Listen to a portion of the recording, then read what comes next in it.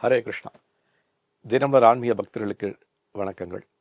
கேள்வி என்னன்னா, அனைத்துக்கும் ஆசைப்படு, ஆசைப்பட்டால் உனக்கு அந்த ஒரு பாசிட்டிவ் எனர்ஜி கிடைக்கும். நிறைய விஷயங்கள் ஆசைப்பட்டால் நிறைய விஷயங்களை செய்வாய்.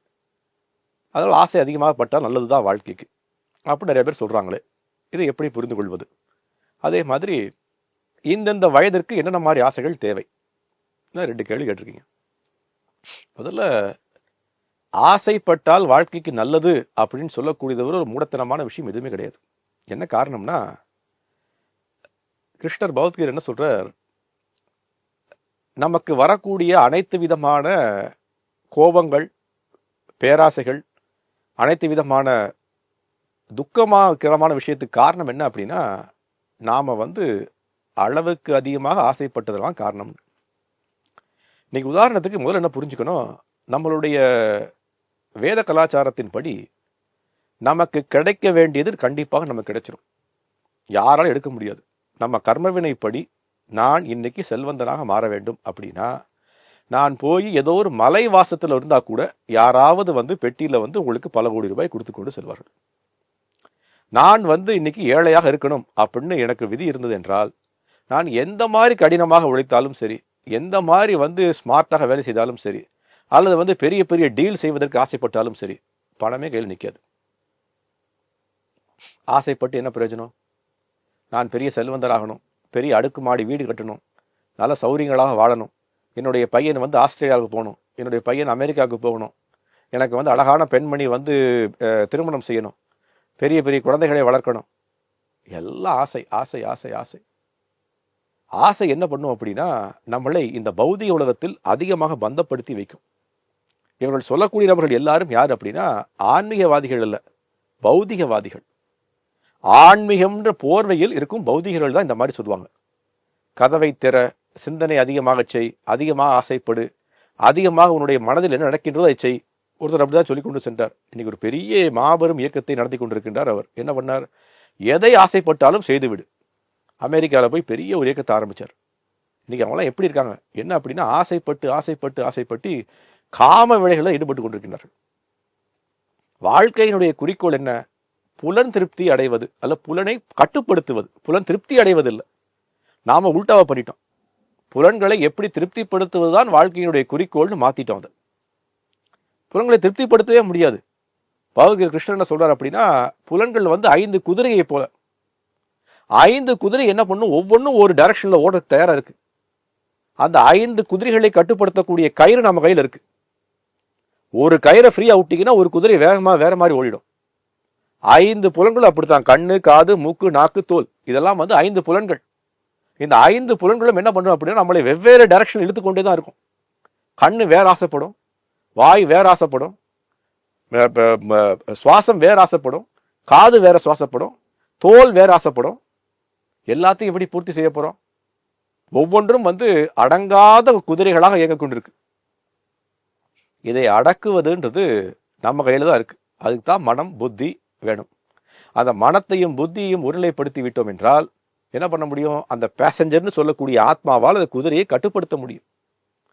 நம்ம என்ன சொல்றோம், இது நீங்க சொல்றது எப்படி இருக்கு அப்படின்னா, கடிவாளமே தேவையில்லை சார், 5 குதிரையும் கட்டுப்படுத்திடலாம். எப்படி கட்டுப்படுத்த முடியும்? ஒவ்வொன்றும் நம்மளை சீர்குலையத்தான் வைக்கும். வண்டி சீரழிஞ்சு போயிடும். வண்டின்றது நம்ம ஓடக்கூடிய வாழ்க்கை, வாழ்க்கைன்ற பாதை சீரழிந்து போய்விடும். அதனால ஆசை குறைப்பதுதான் வாழ்க்கையினுடைய குறிக்கோளை தவிர, ஆசையை அதிகப்படுத்துவது வாழ்க்கையின் குறிக்கோளாக இருந்தால் அது பௌதிக வாழ்க்கை, ஆன்மீக பாதையில் செல்ல முடியாது. ஏன் ஆன்மீக பாதை தேவையாப்ப? பௌதியே வாழ்ந்துடலாமே. அப்ப நான் அடுத்த கேள்வி கேட்கிறேன், எவ்வளவு போய் செல்வந்தரை பாருங்க, சந்தோஷமா இருக்காங்களா? சாந்திம் அவப்னோதி ந பாண்டவா, பௌத்தியில் கிருஷ்ணர் சொல்றார். அவனுக்கு சாந்தியே கிடைக்காது. ஏன் கிடைக்கிறது இல்லை? ஏன்னா ஆசையில் அதிகமா இருக்கு. பல கோடி ரூபாய் சம்பாதிச்சாச்சு, இன்னும் பத்தல, அதிகமா சம்பாதிக்கணும். அழகாக இருக்கும், ஆனால் இன்னும் அழகாக இருக்கணும். வயதாகிக்கொண்டே இருக்கு. அதனால என்ன பண்றோம், மேக்கப் பண்றோம், ஜிம்முக்கு போறோம், ஏதாவது பண்ணிக்கொண்டே இருக்கோம். நம்ம அழகாக காமிக்கணும்.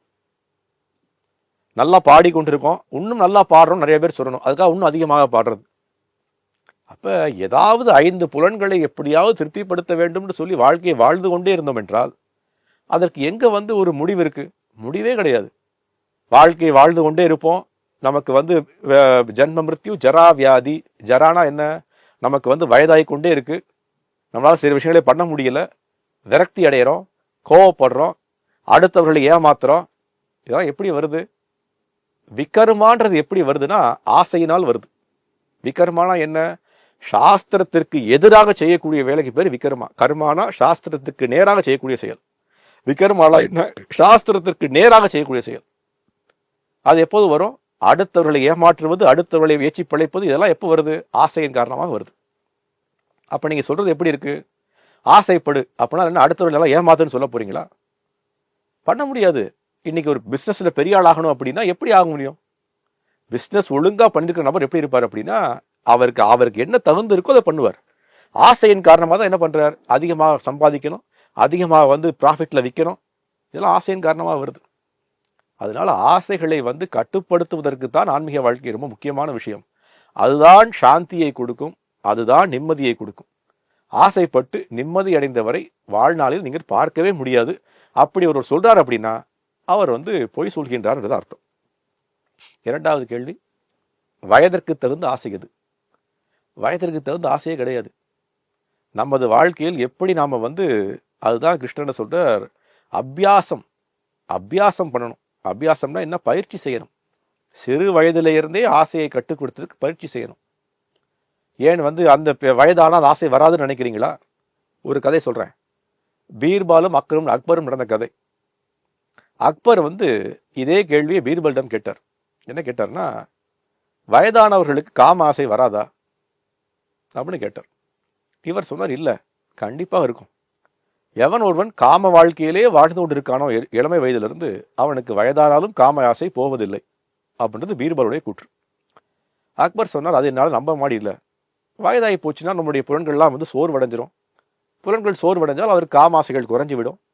அதனால் காம இச்சைகள் குறையலாமே அப்படின்னு சொன்னார். பீர்பல் இல்லை, அப்படி இல்லை அப்படின்னார். ரெண்டு பேருக்கும் வாக்குவாதம். இப்ப பீர்பல் சொல்றார், சரி, நாளைக்கு உங்களுக்கு நான் இந்த விஷயத்தை வந்து எப்படி சரியில்லைன்னு சொல்றது நான் ப்ரூவ் பண்றேன் அப்படின்னார். சரி, இந்த கிராமத்துல இந்த நபர் வந்து இறக்கும் தருவாயில் இருக்கார், மரணப்படுக்கையில் படுத்திருக்கின்றார். நாளைக்கு நானும் நீங்களும் அவரை பார்க்க போறோம், காலையில போகலாம். ஸோ அக்பரும் பீர்பாலும் ஒற்றுக்கொண்டார்கள். அடுத்த நாள் காலைல போறோம் அப்படின்னு. கடைசியில பீர்பல் அக்பர்கிட்ட சொன்னது, உங்களுடைய மகளையும் அழைத்து கொண்டு வாருங்கள், உங்களுடைய மகளையும் அழைத்து கொண்டு வாருங்கள். சரி, அக்பருடைய மகளையும் அழைத்து கொண்டு 3 பேரும் போறாங்க அந்த வீட்டுக்கு. வீட்டுக்கு போனா அந்த அந்த நாட்டில் வாழக்கூடிய அந்த பிரஜை மரணப்படுக்கையில் படுத்துக் கொண்டிருக்கின்றார். வயதான காலம், எந்திரிச்சு கூட பேச முடியல, கண் பார்வையும் சரியா தெரியல. முதல்ல அரசர் வந்திருக்காருன்னு சொன்ன உடனே அரசருக்கு மரியாதை செலுத்தி, வந்திருக்கீங்களா வாங்கன்னு சொல்லி அவரை வரவேற்கிறார். பீர்பாலையும் வரவேற்கின்றார். பின்னாடியே அவருடைய மகளையும் அழைக்கிறார் பீர்பல். அவர் உள்ள வந்த உடனே மரணப்படுக்கையில் இருக்கக்கூடிய நபரு கூட பீர்பலுக்கும் அக்பருக்கும் கொடுத்த பார்வை, கொடுத்த மரியாதையை விட அதிகமான பார்வையும் மரியாதை அங்க போகின்றது. அப்ப பீர்பல் அக்பர்கிட்ட சொல்றார், நீங்க கவனிச்சீங்களா, இதுதான் வந்து காமாசைகளினுடைய வெளிப்பாடு. அது என்றைக்குமே வந்து நம்மளால் கட்டுப்படுத்த முடியவில்லை என்றால் அது மரணப்படுக்கையில் இருந்தாலும் கட்டுப்படுத்த முடியாது. அந்த குதிரையை முதலதே நம்ம கட்டுப்படுத்தாத குதிரையை எப்படி நம்ம மரணப்படுக்கையில் கட்டுப்படுத்த முடியும்? இளமையிலே சக்தி இல்லை, எப்படி மரணத்தை சக்தி கிடைக்கும் அந்த குதிரையை கட்டுப்படுத்துவதற்கு? கட்டுப்படுத்தவே முடியாது. அப்ப இந்த வயதிற்கு இந்த ஆசை தான் இருக்கணும்ன்ற எந்த வயதிற்கும் ஆசைகளை குறைக்க வேண்டும். ஆசைகளே இல்லாமல் வாழ முடியுமா? வாழ முடியாது. ஆனால் ஆசைகளை நெறிமுறைப்படுத்த வேண்டும். இந்த ஆத்மாக்கு ஆசை கண்டிப்பா ஏற்படும். ஆசைகள் இல்லாமல் இருந்தோம் அப்படின்னா நம்ம கல்லாயிடுவோம். அதான் சில பேர் சொல்லுவாங்க, ஆசை இல்லாமல் வாழ வேண்டும். ஆசை இல்லாமல் வாழவே முடியாது. ஆனால் நெறிமுறைப்படுத்தப்பட்ட ஆசைகளா இருக்கணும். நெறிமுறைப்படுத்தப்பட்ட ஆசைகள்னா என்ன?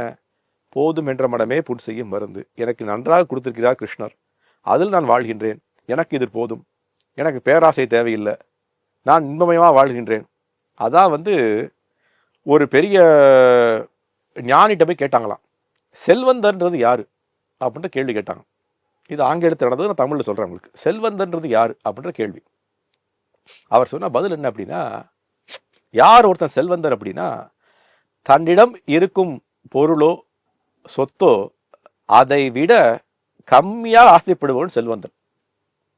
என்கிட்ட 1000 ரூபாய் பணம் இருக்கு, நான் 800 ரூபாய்க்கு ஆசைப்பட்டேன் என்றால் நான் செல்வந்தன்.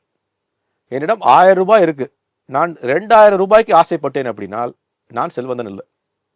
ரெண்டுக்கும் வித்தியாசம் அவ்வளவுதான். அப்ப என்கிட்ட இருக்கக்கூடிய விஷயத்தில் நான் எப்படி தன்னிறைவோட வாழ்வது நினைப்பவன் செல்வந்தன். என்னிடம் இல்லை, அதனால் அதிகமாக வேண்டும், இது எனக்கு பத்தவில்லை, இன்னும் அதிகமாக வேண்டும்னு பேராசைப்படக்கூடியவன் செல்வந்தன் அல்ல. அப்ப ஆசைகள் எப்படி இருக்க வேண்டும்ன்றது நெறிமுறைப்படுத்தப்பட்ட ஆசைகளா இருக்கணும். வயதான காலத்திலும் ஆசைகள் குறைய போவதில்லை. அந்த ஆசைகளை நாம என்ன பண்றோம் அப்படின்னா, எரியும் நெருப்பில் எண்ணெயை ஊற்றி விட்டு மரணப்படுக்கையில் அணைத்து விடுவோம். எப்படி அணைக்க முடியும்? அது இன்னும் தீவிரமா எரிஞ்சு கொண்டிருக்கும். எல்லா ஆசைகளும் அப்படித்தான். சாப்பாடு ஆசைகளும் சரி, நுகரக்கூடிய ஆசைகளும் சரி, தோல் ஆசையும் சரி, எல்லா ஆசைகளும் எப்படி வளர்த்து விட்டு பெரும் தீயாக வளர்ந்து கொண்டிருக்கு. 60 வயசு 70 வயசு ஆனால் தானா அமுங்கிடுமா? அமுங்காது, இன்னும் அதிகமாகத்தான் ஆகும். அதனால ஆசைகளை நெறிமுறைப்படுத்துவோம். ஆசைகளை நெறிமுறைப்படுத்துவதற்கு தான் ஆன்மீகம்.